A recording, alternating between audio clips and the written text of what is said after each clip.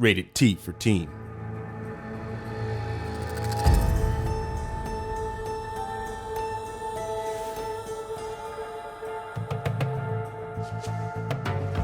Hello and welcome to GAIA Cast, a spoiler-filled deep dive podcast into the world of Horizon from the team here at Guerrilla.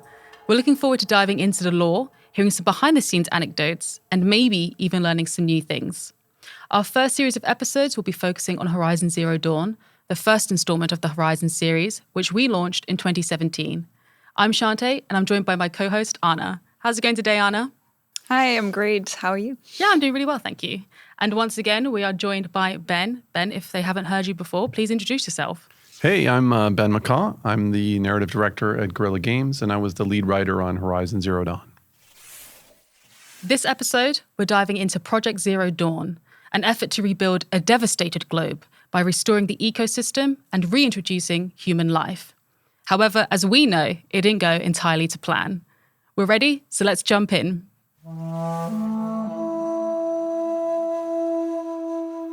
So, can you give us a quick breakdown of what Project Zero Dawn was and why it was required? Sure. In essence, Zero Dawn is a seed from which life can grow again. So in our fictional backstory for the game in the year 2065, a runaway glitch in a fleet of military robots causes them to self-replicate and to ignore human control.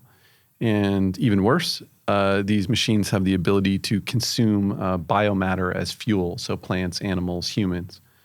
So within the span of 16 months, they eat, more or less, or destroy every living thing on Earth, down to the last blade of grass, leaving behind only a barren rock.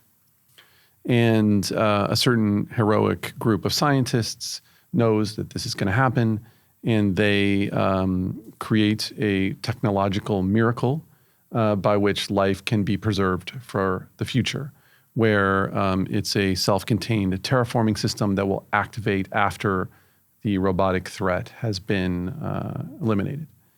And so the goal for it is to regrow all life, plants and animals, and even humans, and reintroduce them in the distant future.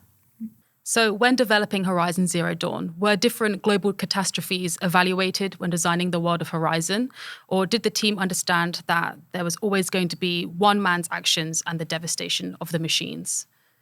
So yeah, I mean, I think we knew that we needed certain elements. We needed the machines, and we needed the machines to be present in the game in two different forms: the warbots and the Zero Dawn machines themselves, the terraforming machines that Aloy can interact with and fight with. Yeah. And we also knew that we wanted a complete break from the past, where the tribal population of the world of Horizon really has no knowledge of what happened. So with those requirements, the elements that we put in place were the ones we really needed. The idea that Earth is reduced to this kind of barren sphere with really no way for the tribal inhabitants to access that knowledge. And of course, we needed the apocalypse to be repeatable. We needed the idea that these warbots could rise up and sort of cause the same thing all over again, because that's what Aloy is really fighting against. So it kind of had to be what we came up with after we thought about it for a while. Yeah. In terms of it being about one man, I mean, in a certain sense it is, in a certain sense it isn't. There's a kind of inevitability to it. If it hadn't been Ted Faro, the guy who's sort of most responsible for the glitch that sends these machines awry, it probably would have been someone else. That said, for the sake of a story and for the sort of dramatic stakes of the story, it made a lot more sense that it was sort of boiled down to this one guy, right? And his guilt and his desire to cover up that guilt. So also, did the team look at any real-life influences when it came to creating Ted's character? I don't think you have to look far in the world to see some people that are a lot like Ted Faro. You can, I'm not going to name names, first of all, but you could look at certain politicians and certain billionaires and really just kind of see the relationship right there, you know? So there was no specific person we were trying to emulate, but it's sort of a kind of person and a kind of spirit. Yeah. So I want to talk a little bit more about Gaia and how did the team conceptualize Gaia and her sub-functions, and which would later turn into their independent AI? Sure. I mean, just to kind of break it down, we knew we needed certain things. Okay, so we knew we needed to personify Gaia. That seemed really important. This kind of maternal Mother Earth figure that Aloy needs to kind of discover and look up to. We also knew that we needed Hades, right? Like we knew we needed the big bad guy, and that had to have some relationship with death and have some relationship with the warbots.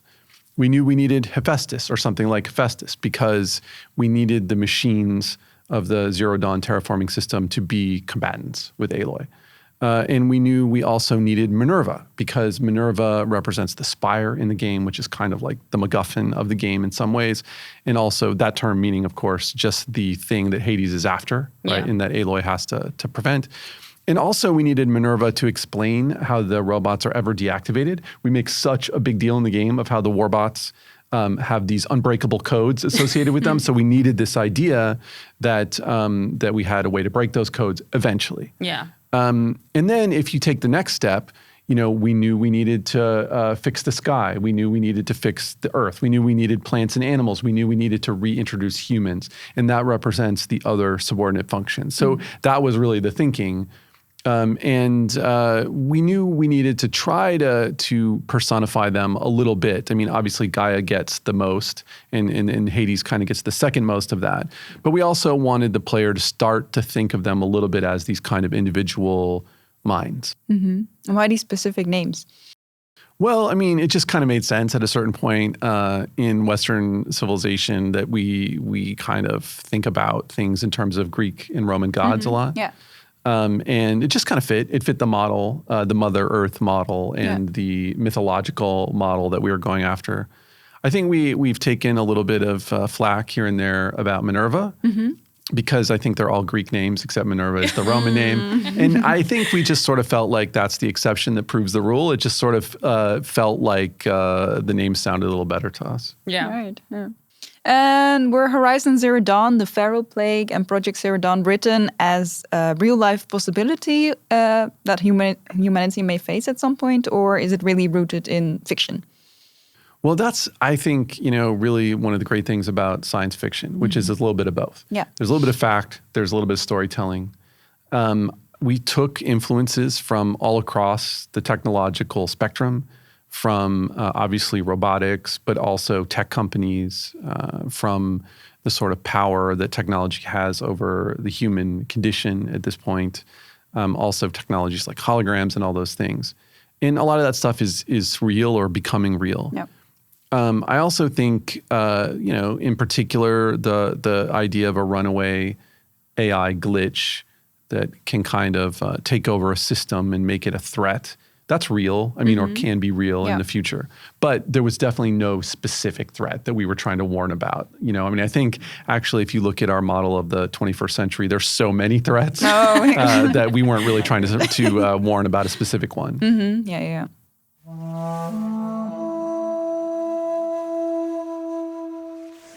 Ben, if Operation Enduring Victory were to start tomorrow, what would your course of action be? Cry. I would immediately cry. Look, I'm a game dev nerd. I'm not going to survive Enduring Victory. I'm not going to last 10 minutes. I'm not going to last very long at all against a robot horde. So yeah, it would be a very sad time for me. I feel like maybe I could survive a couple of weeks tops. But I feel like maybe one of my sisters, I would try and save them and I'd be gone. I feel like a couple of weeks tops and I'd be gone. Yeah. I'm the same, like maybe a couple of days, actually. I'm really not great. And what was the world like during the first few months of the Chariot line defecting? Were there any places that were largely unaffected and were kind of just looking on in horror? I think one of the things that makes sense if you imagine that time period is that there's a great effort to conceal what's going on. Yeah. So this is written into the backstory in that General Harris and the sort of chairman of the Joint Chiefs of Staff and U.S. Robot Command are all trying to put forth this propaganda notion that all we have to do is hold the line until Zero Dawn is ready. And they don't even say what Zero Dawn is, right? Yeah. But all across the world, there would be all kinds of lying and propaganda to try to conceal this, right? And up until the point where you just couldn't. And of course, in that kind of future, there'd be all kinds of holograms and recordings and videos of things that you couldn't explain in any other way but the truth. Yeah. But they would still try to lie. And they would still try to lie as much as possible, some to save people and some to prevent panic and some just because they're trying to save their own skin. So it's obviously a very chaotic period of time, but it would be a time where you didn't actually know what was going on, where there'd be so many competing versions of that out there that I think it would be actually incredibly chaotic and confusing. Yeah. So we talked about this a little bit in a previous episode already, but can you tell a little bit more about how did the world change? What did we not see while we were playing Horizon Zero Dawn? Is there anything that our listeners would be surprised by? I mean, I think the thing that I like to think about the most during that time period, that fictional time period, is really about hope. So like, there'd be all kinds of terrible behavior, as there always is during a crisis, right? Yeah. But, in a lot of the data points that you find in the game, people are finding ways to reconnect with their past, with their loved ones, with themselves, with their sense of purpose.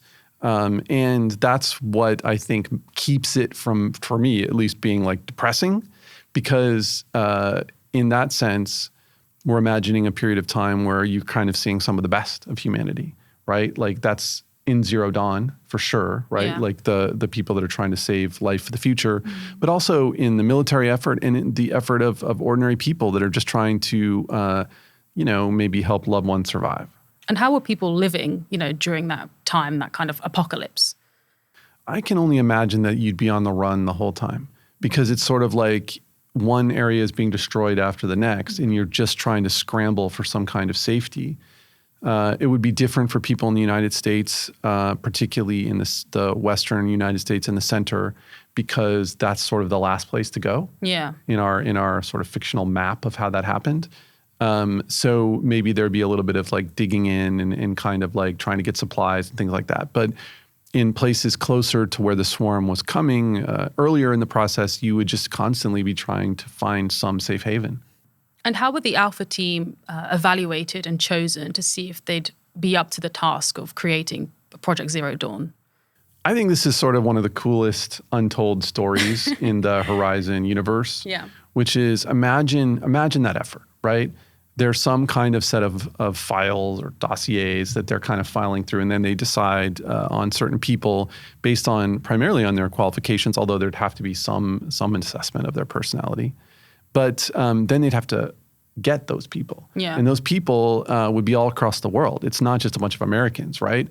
So imagine extraction teams being flung around the globe, literally trying to rescue some of these people from the jaws of death. Right? Like some of these experts are at the top of their field, and there's probably a sense you cannot afford to let them die when maybe a whole city is being lost, right? Yeah. But there's a single aircraft going in there just to fish out one scientist, right? Or so, I mean, that to me is almost like an action movie in and of itself, like what that would really be like. Yeah. And it's sort of, I kind of like to joke that, like imagining the actual development of Zero Dawn isn't maybe that interesting because it's like a software development project. It's basically like a little bit like making a video game. It's a bunch of people, like computers and stuff. But that assembly of the alphas would have been very exciting. And it would have been like rescuing people from the jaws of death. Yeah. Yeah. Well, while I was playing this through these parts, I was really curious, what Elysium habitat would look like. How did the residents preserve their mental health in these kind of situations, and knowing that they were the last people that are alive? Yeah, I mean, so for anyone who's listening that doesn't really understand what Elysium is, there's this bargain that they made with some of the workers on Zero Dawn. So imagine all the people you need for Zero Dawn, right? Mm-hmm. It wouldn't just be the alphas. We actually have this idea that there were alphas and betas and different scientists that were working on this, but it would require just an absolutely enormous support structure. And you would need those people to not, break ranks, to not leave or to not tell other people what's going on or unveil the secret of Zero Dawn, especially with the propaganda effort for the war. So you'd have to give them something, right? And what they gave them was the opportunity to live out the rest of their natural lives. So they were going to build a kind of bunker, they called it Elysium, where people could survive shielded from the warbots for whatever, 80 years or 100 years or whatever it took, right? They wouldn't be able to have children in that environment. It wasn't meant to be like a last stand for humanity. It's meant to be like, well, if you work on this, you get to live out your life. I would imagine that given the technology that they had and also the knowledge that they had, they could make that pretty nice. I mean, like, they could give people everything they needed, more or less. And with 3D printing technology, you could build anything you needed to build for that. But it would be a pretty sad place. I mean, like, it's not a place that I personally think I would want to spend a lot of time. And it really, to me, just when I think about it personally, it's a bit of a devil's bargain, right? Yeah. It's like you work on this thing and that's worth doing in and of itself. But what you actually get in return is a kind of slow decline of humanity that you would witness all around you at every moment. And I don't personally think I would maybe take that deal. Yeah. I think maybe it would be better to do what Elisabet did and kind of go out guns blazing. And we do know that some people turned the option down, right? Absolutely, people turn it down. I mean, when people are being recruited for Zero Dawn, they have the opportunity for assisted suicide right then and there. Yeah. Because if they don't want to work on it or they don't believe in it or they don't think it'll actually happen, that, they can just end it. And, look, I mean, say what you will about that option. It seems viable under the circumstances. For sure. Like, do you really want to suffer for 16 months? Do you really want to watch everyone else suffer? So, yeah, I mean, I don't know. I think the sort of like, I think you said that sort of like, what's mental health like in there? I can only imagine. Like, it would be really hard to keep things going. Yeah. The Project Zero Dawn team, they put everything they had in developing Gaia. So how do you think they would feel if they knew that Gaia had self-destructed and that her AI subfunctions had gone rogue? I mean, it's interesting. I think like the fact that they would know then that it got as far as they did would be pretty good. Because, I mean, like, basically it works for 1,000 years and a lot of the goals are achieved. Nature is brought back, also people are brought back in a certain form, and the world is kind of alive again. As far as Gaia self-destructing, I mean, that's an effort that she makes out of resistance and hope. Right. So I don't really, I think like they would sort of appreciate that on some level, that Gaia was able, based on its program, but also based on its kind of emotional training that it receives, that she receives. She's able to kind of sacrifice herself. Yeah.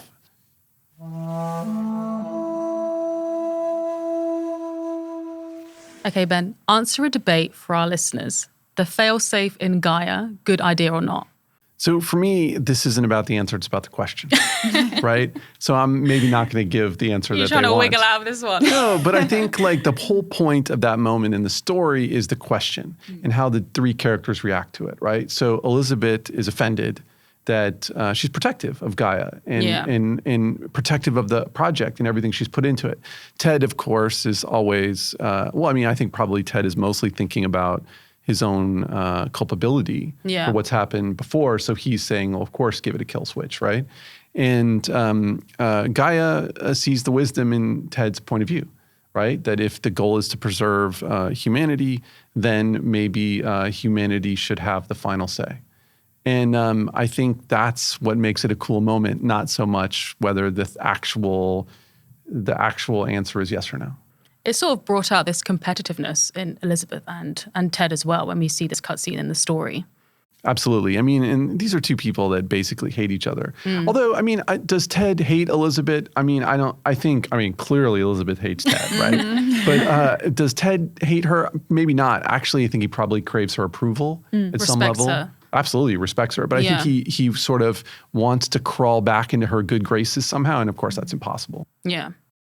So we kind of talked about this already a little bit before, but do you think the team behind Project Zero Dawn would be happy to see the world that Horizon is in now?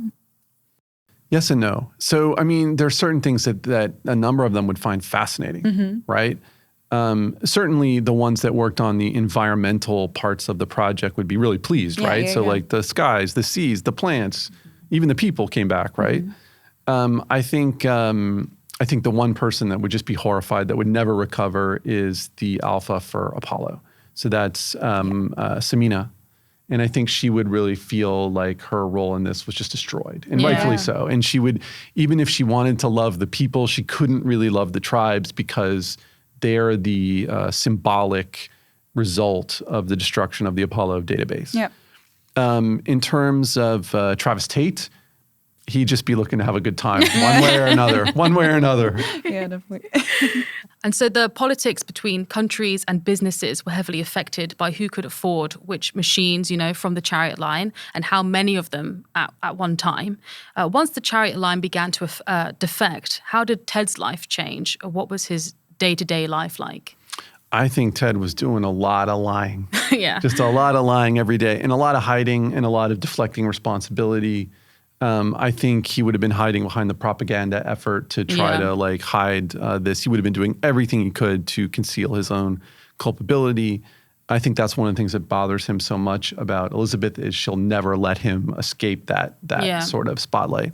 I think also, though, that he actually does have a little bit of authority at the end because he's sort of writing the checks for Zero Dawn. So I think he would cling to that as well. Like, you still kind of need me a little bit, even though I know that I know what I did, Yeah. I think, it's an uncomfortable existence for him because, he's a man that had great strengths and talents and vision in a certain way, but someone who could never reconcile the idea that they had done anything wrong. And so he's in a kind of tortured state as well, right? Which is that he can't quite believe that it's all come down around his ears and it's all his fault. And how did his mental state kind of change between discovering the defect and, as the months went on? It's not good. I mean, he really goes through a number of cycles. And one of the things we kind of hint at, this is one of my favorite little anecdotes about the backstory, is one of the things that there's a data point you can find in his office where he says, let's get all the spiritual leaders of the world together. And it kind of foreshadows his immense guilt.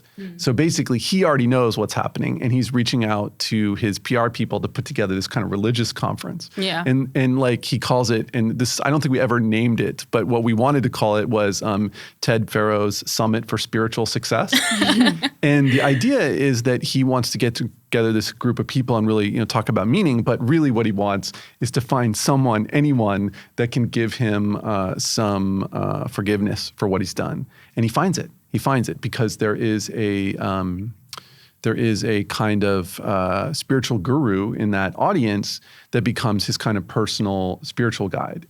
And this fellow has a kind of Luddite view of the world, that technology is the problem. Don't worry, Ted. It's not your fault. It's technology's fault. Yeah. And that is a little bit of the voice in his ear that actually leads to the destruction of the Apollo database. It gives him that idea, right? That what if it is technology's fault? What if we shouldn't tell the people in the past what happened to the world? What if they shouldn't gain access to all those secrets? And of course, what if they shouldn't gain access to my secret? Yeah. That it's all my fault. And kind of at what point did he get to the idea that, the alphas have to go, Apollo has to go? I think Ted is someone that wouldn't really think too much about the murdery aspect of what he's doing. He's thinking in terms of, how can I evade responsibility? Yeah. How can I conceal what I did from the people in the future? How can I do that in a way that I never really have to admit it to myself? Yeah. Right?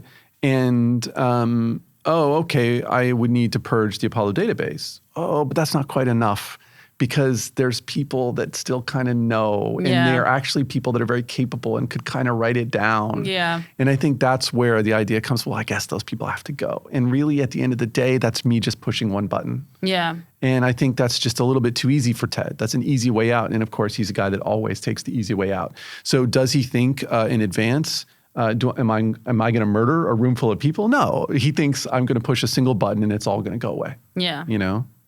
So can you tell me a little bit, like, are Hades and Hephaestus, are they aware of the danger that they place on humanity, or do they just see it as fulfilling their functions? Yeah, great question. I mean, I think like Hades is more than a reboot function by the time Aloy encounters Hades. Yeah. So in the project, in the plan, the idea is that Hades has no emotion. There's no emotion about just kind of pressing the reset button, right? But clearly the Hades that Aloy meets has a lot of hate. And where that hate comes from is one of the big mysteries of the franchise. As far as Hephaestus is concerned, I think Hephaestus, to the extent that Hephaestus can think about it, is trying to protect people, because the reality is he's trying to protect the system, and the system is there for humanity. Yeah. Now, if he has to kill any number of hunters that attack his machines, or if there's collateral damage, well, you know, achievement still unlocked, right? Like he can still, well, I shouldn't say it can still make sure that the system is going to continue. Yeah. So I would say Hephaestus is not aware. But I will say these stories are not over, and people will be interested to see what happens next. Ooh, a little tease. That's always nice. Would the world of Horizon like benefit from knowing the truth? And for example, especially Nora, they really built their beliefs on these kind of like the perception of the world around them. Like, would they reject that truth, or how would they respond? I think, well, first of all, I would say that I think Aloy, once she learns the truth, would want to distribute the truth. She's not someone who want to hide the truth. No. Or hide the world's past. I think how she would reach out to people in the various tribes about that is a really tricky question. Yeah. You can't kind of just dump that on people, right? Yeah. Like you change their entire worldview in a second. When and if she does that, how will people react in the tribes? Well, they're going to react in a variety of ways, right? Just like people do today. And some of them are going to embrace what she has to say. Some of them are going to find ways to avoid it, especially if it affects their own livelihood and their own perspective. And absolutely, some of them will reject it, completely reject it. I mean, just look at the world today. Rejecting the truth is like a full-time job for people. So it'll definitely continue to happen, right? Yeah, and you said, Aloy understands and knows the sacrifices that happened during Operation Enduring Victory and Project Zero Dawn. How has it affected her outlook on the current world that she lives in? I mean, I think Aloy is capable of feeling the same sadness that Elisabet would feel, or even that I mentioned Samina would feel. Yeah. That like the great loss of not just the basic knowledge, like machines, technology, what happened, but also of the immense loss of human culture. So I think Aloy, I think there's something about this that she understands is sad, but I think Aloy is also really frustrated. Yeah. I mean, one of the things about Aloy that's so interesting is that she kind of has our perspective, a kind of like modern perspective on this tribal world.